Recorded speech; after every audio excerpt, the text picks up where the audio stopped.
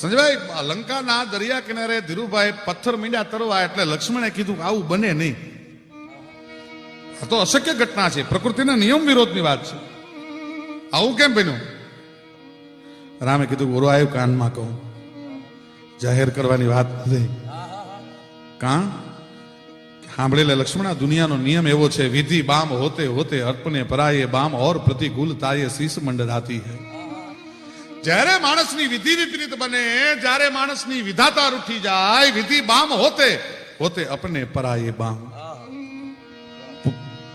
પોતાના હોય ને પારકા બની જાય. स्नेहमयी माता भी करके विरुद्ध बिंदु राम जैसे पुत को भी वन भिजवाती है. कई कई कोई दी वनवास आपे, પણ મારી વિધિ વિપરીત બની ગઈ લક્ષ્મણ, ને હું તો માનવ દેહમાં છું એટલે વિધિના સંસ્કારોને મારે ઝીલવા પડે બાપ. વિધિ બામ હોતે હોતે અપને